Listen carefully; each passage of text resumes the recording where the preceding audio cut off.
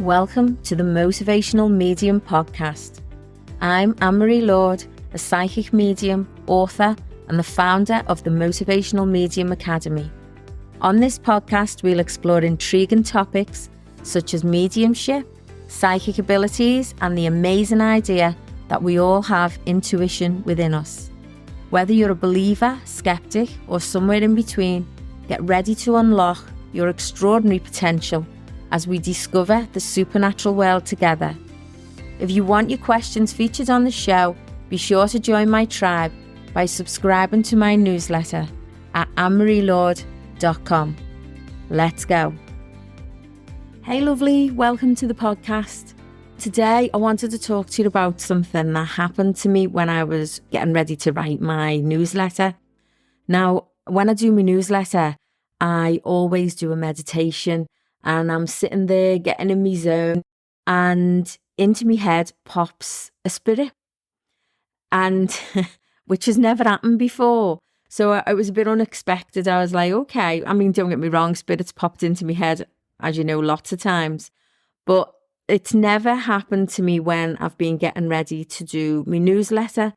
Now, it made me giggle because I'd recorded a podcast all about how to set boundaries and how to have your spirit life, if you like, a little bit separate from your everyday life so that you can live in the everyday world where we're supposed to live, really, and have that happy balance or happy medium, if you like. Excuse the pun. Anyway, I'm sitting there and I'm ready to do this newsletter, and I had an idea in my head what this newsletter was going to be about. Well, Spirit had a whole different idea of what my newsletter was going to be about. So I just picked up my pen and I started writing. And this beautiful guy came through. I didn't know who it was for. I just knew he wanted to reach his sister. Now, for me to have a download like that when I was getting ready for my newsletter, I knew that the person that it would reach would be on my newsletter. So who am I to stand in the way? It was really, really strong. And I honestly felt like I was not going to get to write the newsletter that I had in mind unless I first of all did this one. So that's what I did. So I started writing, and I'll talk to you on one of the podcasts about automatic writing later on down the track. But that's what I did. I picked up my pen and I closed my eyes and I just started scribbling and scribbling and scribbling. And it was a beautiful guy who came through. He was quite adamant that he wanted to speak to his sister. He also showed me that he didn't get to say goodbye to his sister. He showed me that he wasn't very old. He also showed me that there was a special occasion that was occurring around that time. And he wanted to let her know that he was around her. And he also wanted to let her know that she'd made a decision to do something. And he was very proud of her, and he was standing right behind it 1,000,000%, and it would be the best thing for her. Now, he gave me lots of different information, like he passed really sudden, how old he was, things like that. He was only a young age. He also gave me information that he was with a guy who was in the military. So I knew that he was with a guy who wore a uniform, who'd passed a little while ago, and he was happy. He was quite a funny guy. He was really entertaining. He made me giggle. He had a beautiful energy about him, and he knew he was very, very loved. And he also had a message for his mum as well, to let his mum know that it wasn't her time just yet, but when it was, that he'd be the first person that she's seen. It was lots and lots of beautiful information. He even gave me a couple of names. This made me laugh because he showed me he was from the UK, so he showed me he wasn't from Australia. And he kept talking about Sheila and the initial P. Anyway, I had this feeling that his sister lived over here, but she wasn't really from here. And I felt like he was calling her Sheila, as a lot of British people do call us when we move over to Australia. I don't know why, but that's what he kept saying. So he just made me feel like, and I thought, okay, well, I can't lose this. I'll have to give the name Sheila just in case her name really is Sheila. So that's what I did. I downloaded all this information. I wrote it in my newsletter and I sent it off. And it just made me giggle because literally I'd just recorded my podcast on letting you guys know that, yeah, you must need boundaries if you're going to do this type of work, and the story of when I was in the dentist's chair and the lady who had the Hoover in my mouth, as I call it, the suction, and her dad stepped forward and I was like, no, I need this space for myself. We have no control over this. You do have control over a lot of it. Don't get me wrong. However, when spirit is really adamant and they want to come in and they've got a message to share and they think that you're the conduit that's going to do this, and then that message will get to where it's supposed to be, then they'll jump in like my friend did the other day. So yeah, I have no control on that. The only thing that made me laugh, and it was a friend of mine who said to me, you do know now that you've opened that avenue, it's going to be more in your newsletters. And I was like, yeah, I did have that idea. Oh, well, hey ho, who knows, but I'm on this journey and yeah, this is a big part of my life and this is what I do. So watch out if you're on my newsletter. Yeah, you might get a message in there, might be for you. Or on the podcast, I will repeat any of the messages that we get just to make sure that you get them. So it was a beautiful message and it finally got to the person that it was supposed to get to. I'm a great person about confidentiality, so I wouldn't give anybody's names unless they gave me permission to do so. So I believe I got a message to say that everything that made absolute sense, and the Sheila was something that he used to say and made her laugh. So yeah, and everything about her brother made a lot of sense. So that made me feel really happy that this message actually got to who it was supposed to get to. So who am I to stand in the way? So watch this space. We might end up with more messages. But as I say, the majority of the time, for all you guys who's working in this industry and working, communicating with spirit, we do have to have some boundaries because we have got a life of our own with our families and friends. And it needs to be, that's the journey we're on. So that needs to be the most important, really. Whereas working for spirit is massively important and it's an absolute pleasure. You do need to have your boundaries and you do need to make sure that you are living your life also. Now, one of the things I wanted to speak to you about is how you can close this down. Now, I remember in the beginning when I started doing this and I was really fearful that if I shut that door, it wouldn't open again because I'd been sort of growing this, if you like, maybe all my life, but I'd been looking at it to shape it into a way that I could sort of control it. And then once I opened it up, I was thinking, well, if I close it down, will I ever be able to open it up again? And for all you ladies that have had children out there, this is what it reminded me of. When you start your labour, you've waited 9 months to get to where you're supposed to be. And then you're on your way to having this child and your labour starts and they offer you paracetamol in the beginning. And you think, no, I don't want nothing to stop this pain. That's a bit like what I felt like when I wanted to shut this door. I was thinking, if I close the door, is it going to stay shut? Anyway, no, it didn't. So one of the ways that you can do, and one of the ways I do now, when I do my teaching classes, my psychic development teaching classes online, at the beginning of the session, we always open up. We do a meditation that we open up. So it's letting spirit know that we're ready to work. We ask all our loved ones in spirit to come through. And we ask our guides to step forward. We ask that we're protected and we ask that everything is all done through love and light. And from the highest good of all to the highest good of all for the highest good of all. And then we start our sessions, but then we close. So at the end of the session, we close down so that hopefully we won't have lots and lots of dreams with people popping in and wanting to give us messages. So that's what we do. We have an open meditation, we have a closing meditation. Whenever I go to work, I have an open meditation. Whenever I finish my day, I close down for the day. So usually that is enough to let spirit know that you're ready to work and also when your day is going to be your own. However, we do get some persistent spirit. As you know, I get some dreams sometimes. I get messages within my dreams. But This sounds like I get bombarded. It's not. I have a great way of controlling it, and I love the work that I do. Just like if you're doing the same journey and the same work, you'll also enjoy it. But just make sure that you have some boundaries, okay? And sometimes spirit will push them boundaries, and that's okay too. All right.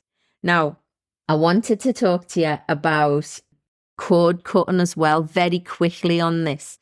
I know it's jumping totally different topics, but I wanted to give you something. I've been working on my online course over the last few weeks, and one of the bonus modules in there is all about cord cutting and giving your energy back to you, if you like. So, because we were talking about spirit and, sharing of energies and spirit coming in and, having your boundaries, I thought it would be apt to talk about cord cutting. Now, sometimes, let me first explain what cord cutting is. When we connect with people or past situations, we have an energy that connects us with that person or with that situation. Now, sometimes it can be a beautiful energy. If you think about the amazing people that are in your life and the beautiful connections that you have, that's good cording, they call it. So that is a really good connection. However, when we have a bad cording, that means that our energy is still connected and it's not serving us well, really. So it could keep you up at night. It can give you anxiety. It can make you overthink things. So let me try and explain what I mean. So imagine you've got someone in your life that you feel like is living rent-free in your head. Let's put it that way. So it's like someone who maybe said something about you, maybe judged you, someone who you don't speak to anymore, someone who you don't see anymore, who may have even done you wrong in the past. There's been once upon a time an energy connection there, and the energy is still there. So what you need to do is you need to find a way of cutting that cord and leaving that energy behind. If we don't cut that cord, then you stay connected and you stay connected to their energy and they live then rent-free in your head. So if you've ever gone to bed and, you're overplaying things in your head of what you should say and what why has this happened and with this person and blah, blah, blah, blah, blah, blah, blah. Yeah. So that is negative cording. It makes you feel heavy. So the beauty of this is the cord cutting exercise is that you can actually set yourself free. And it's simple, but you do it for 21 days. So you repeat this exercise, if you like, for 21 days with that person in mind and set yourself free. So what I'm going to say to you is I want you to find a comfortable place. Just sit down nice and comfortable if you can, if you're not driving. And if you are driving, save this for later on. Have a little think about who it is. You'll think straight away. You'll know straight away who it is that comes in and gives you this negative cordon, if you like. So when you find that person or who straight away who it is, what I want you to do is when you get a chance, sit in a quiet place. And I want you to picture this person. And I want you to picture you. And I want you to picture quite separate in a room or in an area or in a field. Whatever you want to think about, picture yourselves quite separate. And I want you to give thanks. And I want you to say, I am very grateful and I am thankful for this person being in my life. I accept the lessons that we learned together and I accept the lessons I learned apart. I am now ready with God's white light to cut the cord and set both of us free. I no longer need this journey and the person no longer needs this journey either. It's now time for us both to step away and become free. And then I want you to picture that person in your mind's eye and just place them at the back of you.